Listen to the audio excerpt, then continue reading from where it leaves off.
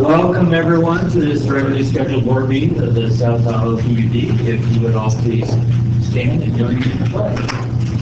I pledge allegiance to the flag of the United States of America and to the republic for which it stands, one nation, under God, indivisible, with liberty and justice for all. Thanks again, everyone, for coming. I understand that we do have some comments from the audience, so Mr. Schaefer, you're on board.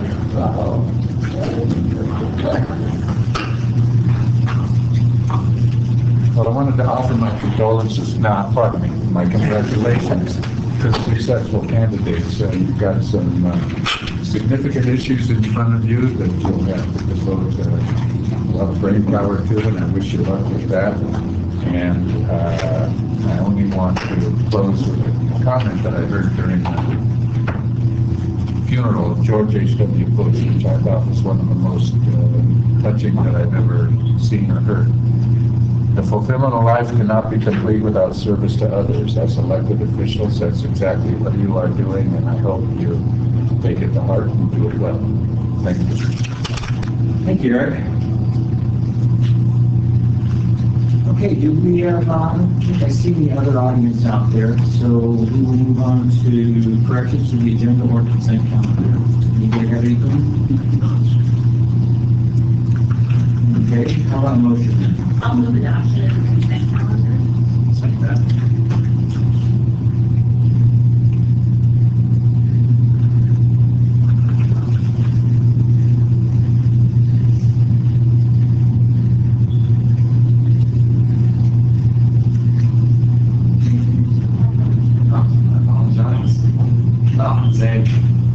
I'm sure he wants to know any problems. And be retrained for these later. Exactly.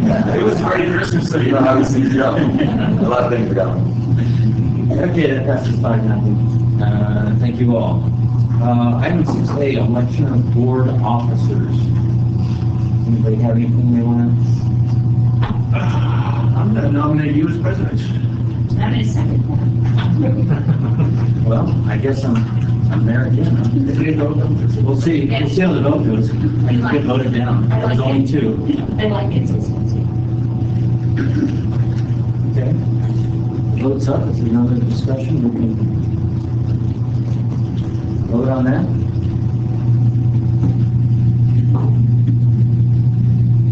Okay. All right, nothing. Thank all of you. I appreciate that.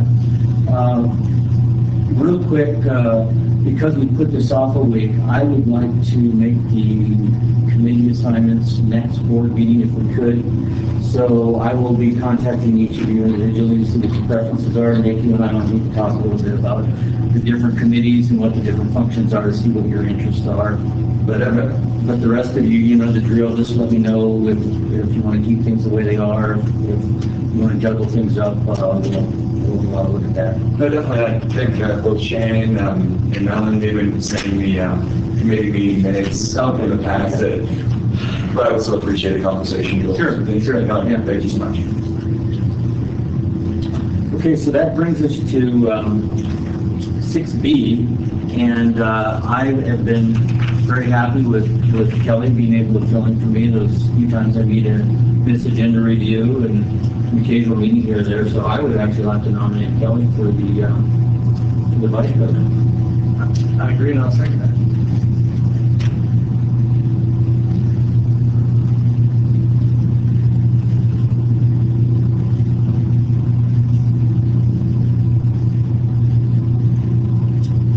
Okay. Let's begin. Thank you all.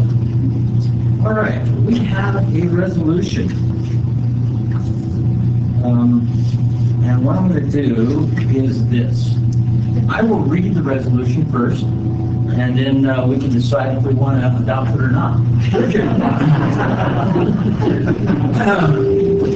This is a resolution by the Board of Directors of the South Tahoe Public Utility District honoring General Manager Richard Solbrook for 28 years of service. And it's got a bunch of whereas, but I found out that Dwayne, those are good.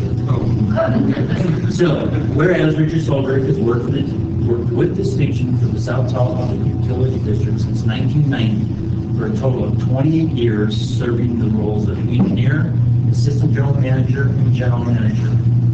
Whereas during his tenure, Richard has implemented major changes and improvements in the water, wastewater, and recycled water systems, adapted to new regulations,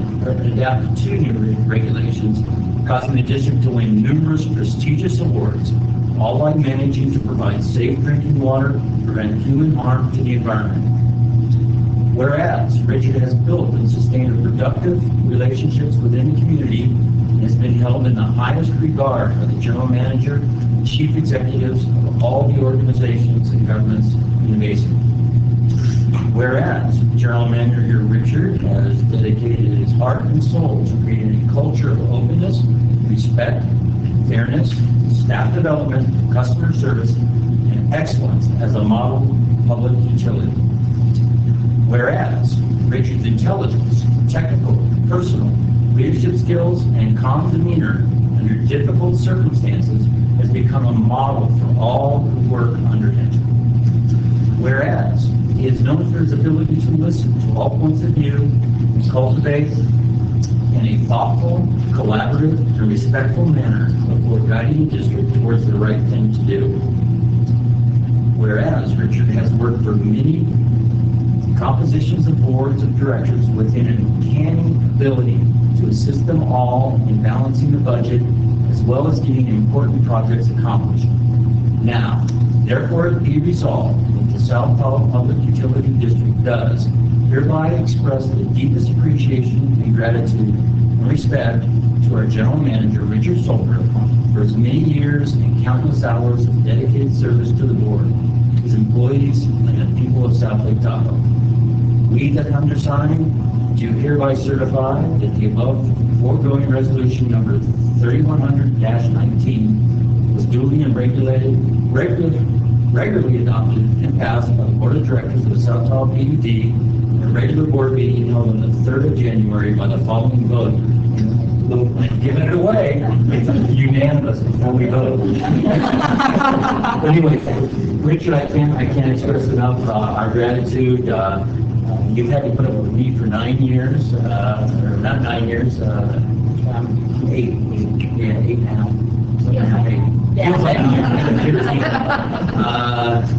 Eric's out there also, former board member who was here for a number of years, and we all greatly appreciate your service. Thank you very much, sir.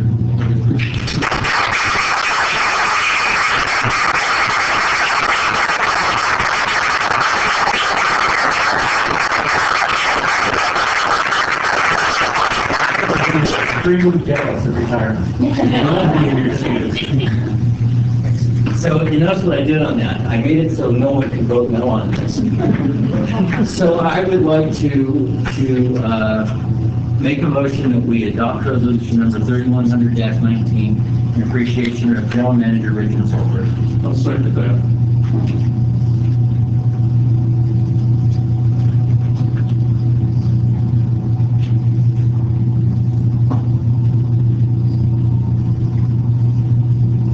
And it passes 5-0. I hope that, I'm sure everyone on the staff feels in agreement with all the whereas as I read, and I hope that everyone can make it to the going away party, which is, I believe, the 12th. Is that right?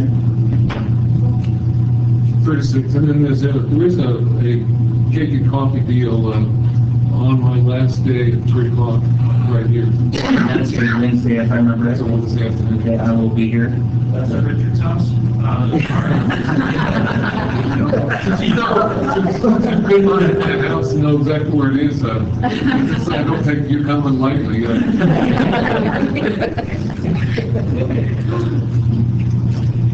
Okay, payment claims. We'll move for approval of payment claims in the amount of $1,477,945.90. Second that.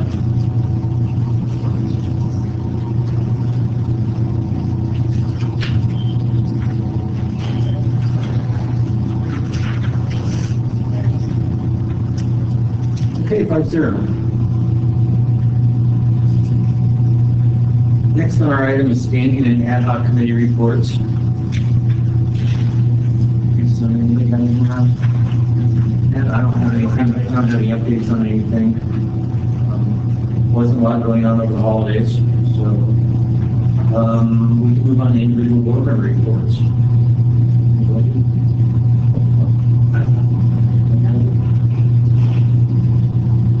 Nothing SCD related.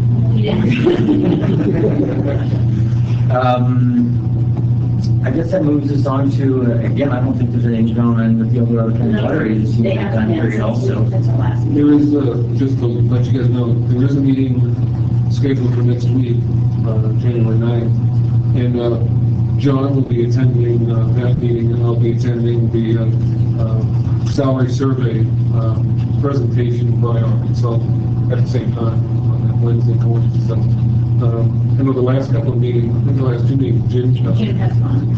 sort of, that's the plan or not.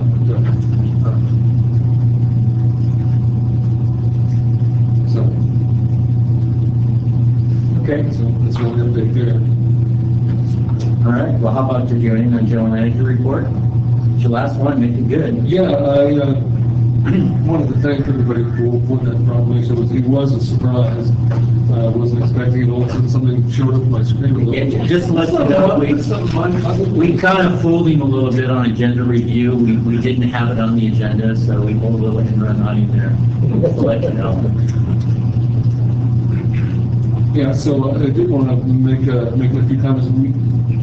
The fourth item of the staff reports is we'll be talking about the Prop 218 schedule and letting you know how that's unfolding. Obviously, that's part of all the work that's continuing to happen on the budget process, the CIP planning.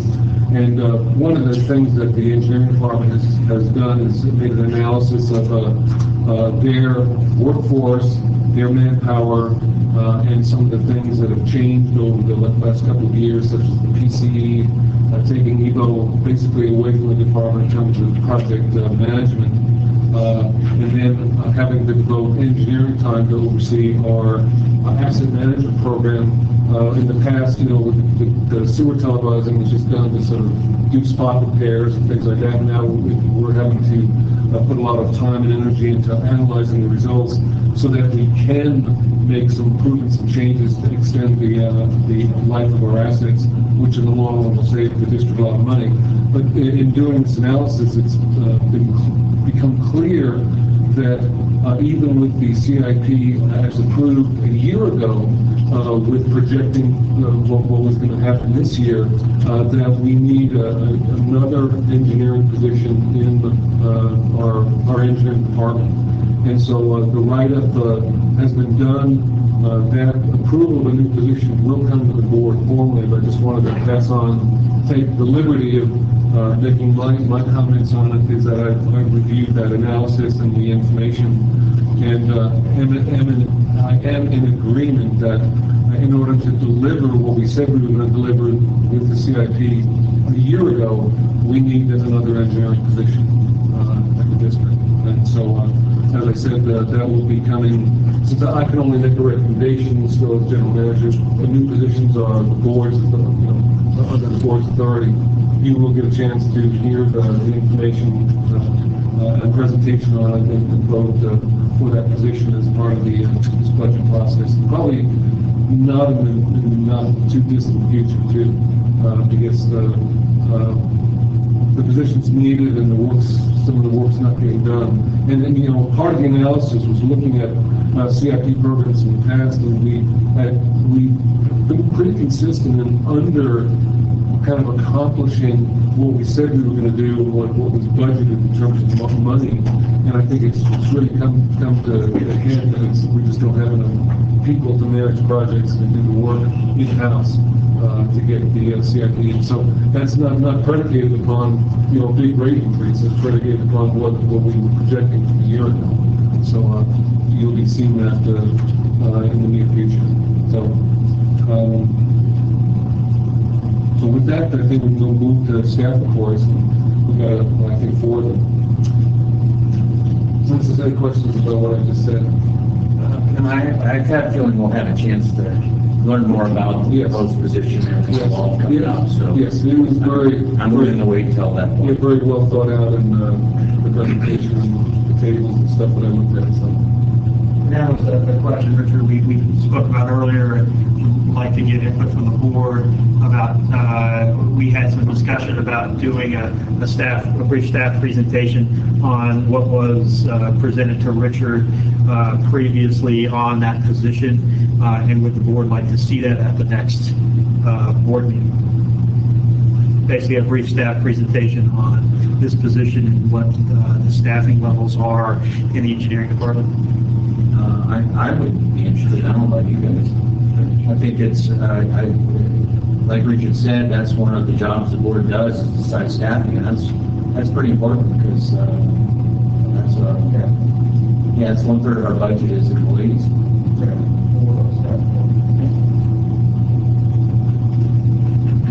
When do we need to make this decision? Not until budget. Right, I mean, ultimately, you'll vote on it as part of the budgeting process. In the summer? Yeah. I believe ultimately May 16th. Yeah. Yes, it'll be first be seen by the Finance Committee on February 20th, and then it's presented to the full board on the 13th of March. And then you'll actually vote on the budget on the 16th of May.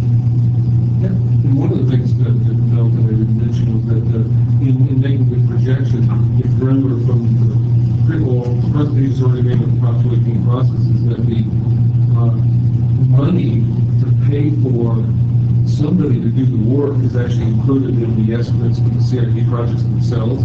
So adding this position, unlike other departments at the district, well, most other departments of the district, doesn't require like to ask for more money from our customers.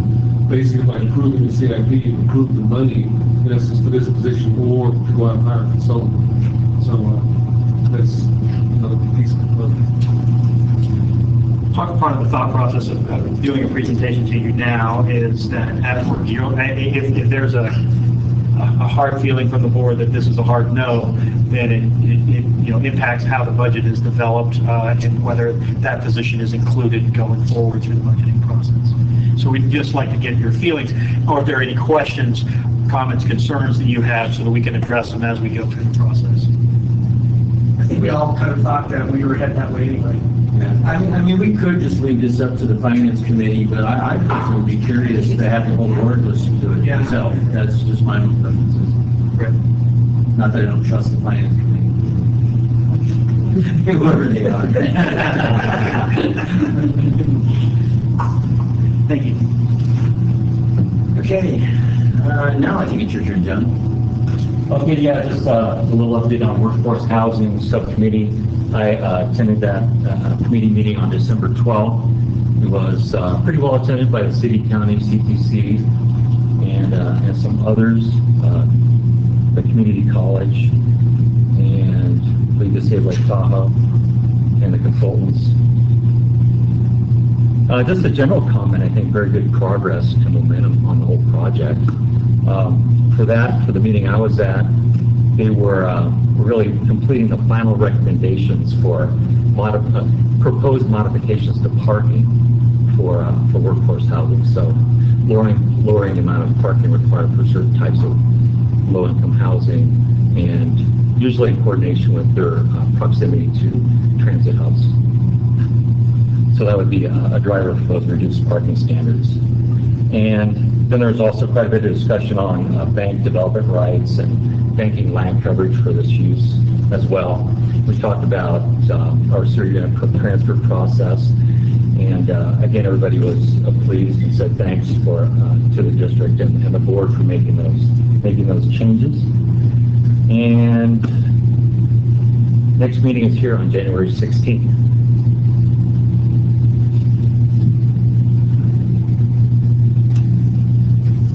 I don't know how many people are interested in doing that. Maybe Melanie, you can send out an email, let us know on that. And should we just go ahead and post a possible forum just in case we get more than 2 board members show up? I don't know if we will, but That way it leaves it open if anyone's interested, they can come. This year at 10 a.m. 10 a.m. on 16. The last times, the DQ was city council members on those policy committee meetings. I don't know what the change or what the attendance is going to be. Is there reference to that continuing agenda, once that's posted, and give you heads up? Yeah, that'd be great. Okay, who gets to talk about snow globe? I get to talk about snow globe just a little bit. The quotes that I heard were this was about as good as could be expected as how snow globe impacted the district.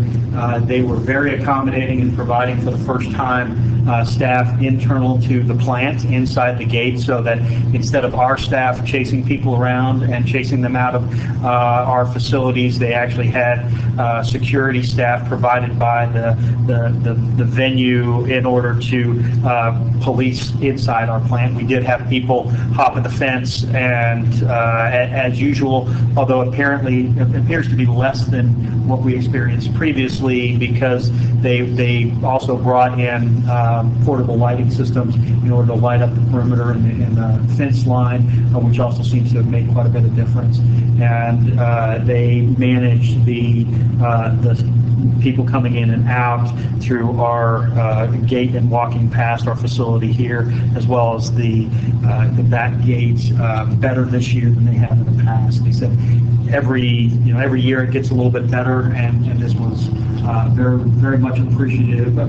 The staff very much appreciated having those additional people on board inside the plant, so that our operations staff were not performing security and having to move party goers around. So it sounded, the feedback that I've heard is that it again went as well as could be expected, and they appreciated the additional support. So I think the work that the ad hoc committee and Richard had been doing with the city to build that relationship and allow that communication and making sure that the event promoter knew that this was a major priority, this was a major issue. They took that very seriously, and they have very much improved our responsiveness, their responsiveness to our needs. But other than that, I was out of town, so I was going on. I would have picked you for, Shane, I would have picked you for a Glover. Yeah, if I was here, I'd been sleeping, but, unfortunately, I was not able to attend the event. They didn't give me any passes, because that's the other thing, I'm also cheap, right? So, I don't know if anybody else had any, has experiences, comments, about the event here, the impacts of the district, but, that's what I've been informed. No, it's good to hear that it's getting a little better every year. This was the last year of the city's contract, is that right? That's what so we'll see if it's here next year or not, right? Well, the rumor was that MTV bought the event. Right. So maybe that's why you got more. Well, it's the same promoter, right? The MTV did purchase the media, but the MTV did purchase the event, is what we're seeing in the newspapers. But as far as running the venue and everything else, it was the same people who did it last year. It sounds like they had the same security guys, and they were responsive, and they beefed up and actually responded to having. The biggest issue, I think, was having security inside the fence for us was the biggest impact and benefit. Yeah, because it would be a real tragedy if somebody fell into an air basin or something. And they wouldn't survive that. Or quite honestly, one of our operators, I think the risk that really we became aware of last year was one of our operators, for some reason has to put hands on somebody in order to remove them from the facility or whatever to get them to do something. And then both our employee and that person are exposed to, a liability issue here for us as an organization. And then, as you said, God forbid somebody fell in an aeration basin, we would have much bigger issues associated with that. So I think having that security, it sounds like it was very successful. Certainly, if the event continues, we would continue to push for that. Supposedly somebody fell into the creek out here, and they had a detour of the people exiting the show at one night. That'd be a little chilly, wouldn't it? About 14 degrees or something. Yeah, we didn't have to have any of our operators deal with people who got their constantly stuck on the fence trying to climb over. we're doing this. And so Richard, so when you and Stella were at the event, did it go off like previous years or? Yeah. It's a young person. Yeah, look at Richard, look at his trunk, there might be a cow costume in there, I don't know. You know, we have a big employee support for this next year. We can put a man gate right through the fence there. There you go. Bark and head their way through. So tickets, huh? Yeah. Some money. So are you also talking about flow, Shannon? I am not. I got a question from the lab. You know, we always check the flows of the, you know, like for President's Weekend, July 4th, and the Christmas weekend. Those are typically our peak flows in the plant. And we always keep an eye on what percentage of our permitted flow, which is 7.7, we're at. The peak this past holiday was, not surprisingly, New Year's Eve. The 31st was 4.53, so compared to probably an annual average, I think this past year about 3.8, it really wasn't that much higher. 4.5, 4.4 the day before that, 4.3 the day before that, so the top three over the holidays with the 3 days of snow glow leading into the New Year's Eve. Christmas Eve was 4.21, so not anywhere even near close to the capacity plant. So. I wouldn't expect that unless it was raining. Well, the 7.7 is a dry weather flow, so this time of year, you know, since there was no rain or any, you know, recent flooding, you know, we can look at this as a dry weather event. So, but you're right, we get peaks during the winter when there's rain and snow events that exceed 7.7 clearly. But 7.7 is a dry weather flow. So, that's it. Okay, 218 update. Oh, you will, I'll start off. What you have here is you have a proposed schedule, and actually it's a fairly firm schedule of all the meetings, the public outreach type meetings with staff and our consultant, and the public meetings and the workshops that are scheduled for the board. And one of the questions we had, if you look down on the list, after the March 13th meeting is typically when we would put together, you give us direction, we would put together a notice for any, or the maximum rate increase that you would consider moving in the future, and then that's prepared and sent out, and that's the Prop 218 process requires 45 days minimum out in the public's hands before you guys can take action. And that's where you proceed to count back from May 16th, which would be the board meeting that the budget and any rate increase would be voted on. You get by the last week of March. So the question was, in terms of being responsive or your own schedule with the public, you want to have the public meeting be towards the end of the 45 days, which is in the past what we've had it is after the day of the first board meeting in May, which is May 2nd, or the board meeting before that, where you were really in the middle of the Prop 218 notice period. Understand that the Prop 218 process ends at the 2 o'clock meeting, board meeting on May 16th, where just when you have you go into your open meeting, people can come to that meeting and hand in their votes if they want to, and that's when we close the acceptance of the voting from our customers. So that's, like I said, that's at the end of the process. May 5th, May 2nd is only 2 weeks before that. So just when we were putting it together, there was a question we had. So you want to noodle on that or ask questions or understand that's the May 2nd meeting is typically the evening meeting that we hold during the Prop 218 process. So that's when everybody has the prop notice in their hands, and we give them an evening meeting to have the opportunity to come down and make comments, ask questions. Okay, very good. Anybody got any questions on the 218 process? I've got a comment. I think you said that on the 20th of February will be a finance committee meeting or something. Yes. Could we have a discussion at board level before that, just to kind of give direction? I know in the past, you know, the finance committee, we just delivered a budget, and we didn't really have much chance to talk about it before.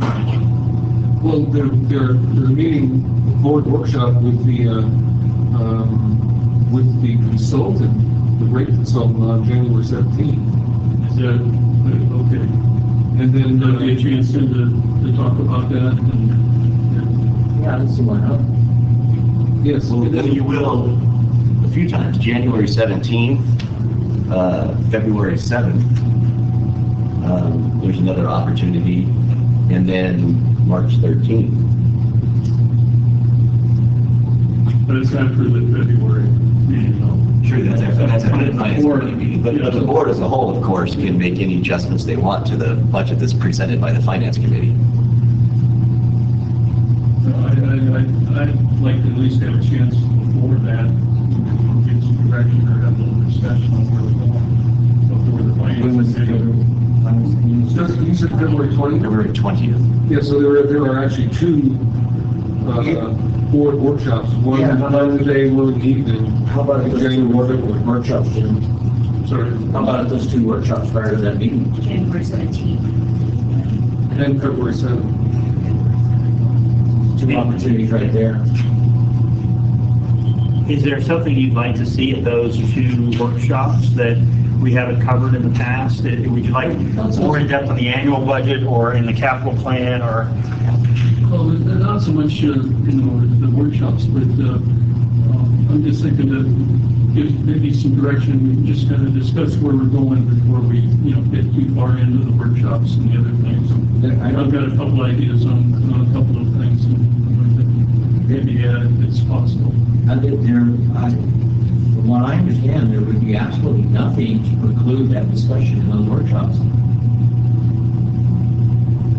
Right, particularly the January 17th board workshop with the consultant. It's at 11:30, so it's prior to the board meeting. It's not an evening meeting here. It will have the rate consultant talking about their analysis and the work they've done. But it would be maybe a good time to have the discussion you're referring to have your issues put on the table and have that broader discussion. We'll be looking at different rate scenarios and then different levels of projects related to those rate scenarios, which is, I think, what you're getting at. So it's we keep talking about 5 year to 18. It doesn't have to be 5 years. It can be anywhere from 1 to 5. We really haven't had that discussion. I think the last time we did it, it was just things that came up after the first year that were not budgeted for, and nobody had any interest in going into another 218 process, until we got through the 5 years. So I think we need to, a little discussion on that too. Out of curiosity, why would it make sense for the 5 years? It's reduced staff time and those things, and it makes sense. Is that why, or is there other subcomponents that makes one good? Consistency for the rate maker, It's a good 5 years, I'd say minimum capital improvement program, planning horizon. Well, 5 to 10 years, so 5 seems like a good chunk where we can plan ahead a little bit. Yeah, I mean, With some years. projected spending, but we revisit that every year. And the fact that so many of the engineered projects cross multiple years as they're being developed. Yeah. Well, no, definitely, I always tell people when we're working on projects, it's fast from a regulatory context, which means 3 years. And so, yeah, I completely understand. 5 years is the maximum you can do on the Prop 218 rules. You couldn't do more than that. And Jim, is your concern that it's limiting because it sets the cap for what the rates could be raised to in a given year? Is that your concern? Well, that's one thing. I mean, we had projects, emergencies that came up after we approved the 5-year process, and what we wound up doing is just kicking the can down the road on some other projects that should have been undertaken, and there was no interest in going back and revising it to 218 or coming up with another limit. And for Nick, having not had exposure potentially to this in the past, the way we adapt to projects that come in, like the emergency projects Jim is referring to, what we do is those those projects come into the capital plan and they end up pushing off projects that were in the out years, those projects get pushed out farther. But if there was an emergency, you could re-engage in the 218 process. Absolutely. Yeah, any year in that process, you could always go more. Right. If you want to go through the process again. Right. Yeah, nothing prevents us from doing a new. Well, I mean, that speaks to why 5 years is appropriate. If you can go up to a certain, whatever limit you set, you just can't exceed it. So it could be less than, what's decided. So it sounds like we'll make, when we put together the agenda for the January 17th workshop, we'll maybe create some space in that agenda for a broader discussion for the board. Is that what I'm? Well, I think that discussion is going to be contained in the options that you're going to be presenting, right, John? Okay. It'll be, I mean, we'll be looking at the 5 and the 10-year plans with the focus being on a 5 to 18, maximum rate structure for different scenarios. Okay, getting back to your question, Shannon, yeah, I mean, I think we should have room to discuss whatever the board member wants to, present. And then basically the final decision isn't made until March 13th workshop. That's when you give the staff direction to issue something. It could be 3 years, it could be 5 years, it could be 1 year. Or 1 year. Yeah, it's all over done, yeah. Yeah, right. And so the consultant, based on my last conversation I had with him, he thought it would take about an hour and a half for him to present those different scenarios that were provided to him a couple of months ago. So we've got it showing here starting at 11:30, so that's 2.5 hours, so that should leave time to have discussions other than just the rates that were developed based on the scenarios. Yeah. All right, very good. Is there any staff attorney reports that are on the agenda here? Okay, you can see there the past and future meetings. See if I see anything that stands out on anything. We do have a real brief closed session, maybe brief closed session. We're going to talk about that when we get there. It's up to you. Yeah, it's up to us. So if there's no other regular business to do prior to closed session right now, we'll Just, sorry. we note the ad-hoc city council committee meeting on the 10th at 9 o'clock. And I think the hope is there'll be 2 council members and the new city manager at that meeting. Yeah, okay. On the 10th. Yeah. All right. So let's move out of open session into closed session. Session in the open session. We don't close it. Oh, meeting not adjourned. Hang on. Wait, are we still in closed session? What? No, going into open session. Oh. Is there something on there? There is a. You guys have a choice? Yeah, I guess like we talked about it. The April 18th will be second date. Oh, I got you. That wasn't more. Do you want to now and see what If you have a preference, yeah. The May 2nd date is kind of the historical date when we held that public meeting. The discussion we had internally was that the Prop 218 notice, if you choose to issue one, will go out in March 13th or the week after March 13th. And do you want the public meeting where the consultant is discussing those rates to the public like a month after the notice goes out, or approximately 6 weeks? It's just kind of a 2-week window, really, a difference. So with April, I think we need to be at 6 as well. Yes. My preference is probably earlier than later. What do you guys think?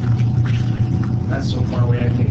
I know, I don't keep my calendar that far out, but I'm just thinking. So you're thinking the 18th? Yeah, why not be? What's that period of time? Yeah. Different meetings, okay. And if you guys got some, again, I'm not real strong on that at all, so where do you guys want? 18th. 18th it is, huh? Okay.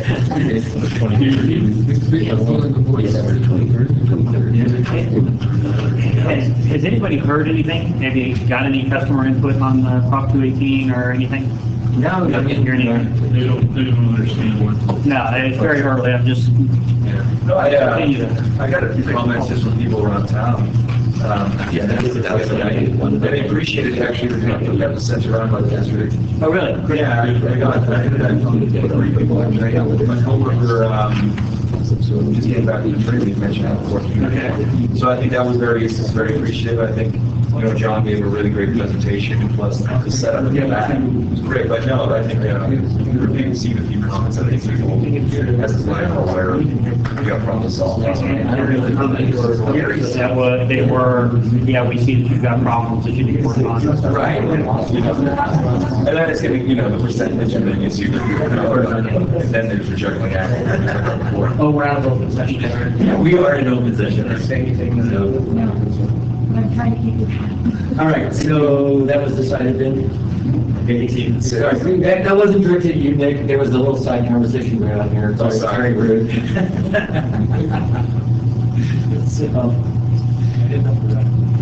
Okay, if nothing else, then I can say meeting adjourned.